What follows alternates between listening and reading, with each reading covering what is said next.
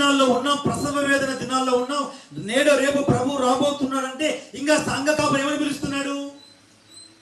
మీ దుఃఖము సంతోషముగా అని బోర్డు పెడితే దుఃఖంతో ఉన్న వాళ్ళందరూ వస్తున్నారు అక్కడికి. దేనికోసం? పలకండి. ఉద్యోగం లేని వాళ్ళందరూ రండి అంటే అందరూ వస్తున్నారు. అప్పు సమస్యలు ఉన్న వాళ్ళందరూ రండి అంటే అందరూ వస్తున్నారు.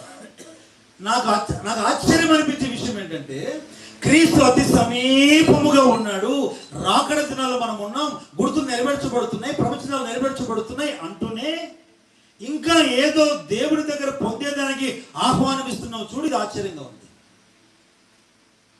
ఒకవేళ మీరు అడగవచ్చు, ఈ సమస్యల మధ్యలో మందిరానికి వచ్చే వాళ్ళు ఉన్నారు, దాన్ని కాదనగలమా, దాని గురించి ప్రార్థన చేయకూడదు అంటే నా లోతైన జవాబు చెప్పమంటారా? వెరీ సింపుల్ అండి. మీ 4 పేజీల భయంకరమైన ప్రార్థన విన్నపాలకు simple remedy. First you should seek the kingdom of God. ఆమేన్.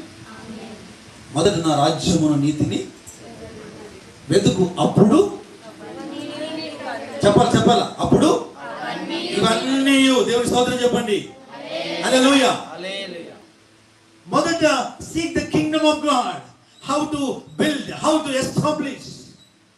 సమయం సంకుచితమైంది కనుక ఇదిగో గర్జిత సింహంలాగా ఎవరిని బృంగాలని అపవాది తిరుగుతున్నాడే. దైవ రాజ్య విస్తరణ ఆత్మల భారంతో సంఘ క్షేమాభివృద్ధి కోసం నువ్వు ప్రయాసపడుతున్నప్పుడు నీ సమస్యల్ని దేవుడు గాలి వదిలేస్తాడా?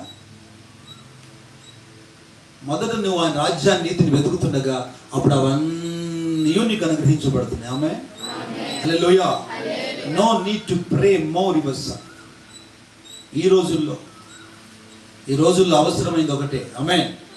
మార్తా అభివృద్ధికి గందరగోళం చేసి విస్తారమైన పనులు పెట్టుకుని ఏదో ఆలోచిస్తున్నావు. అవసరమైంది ఒకటే. యేసయ్య పాదాల దగ్గర కూర్చోవడం అవసరం.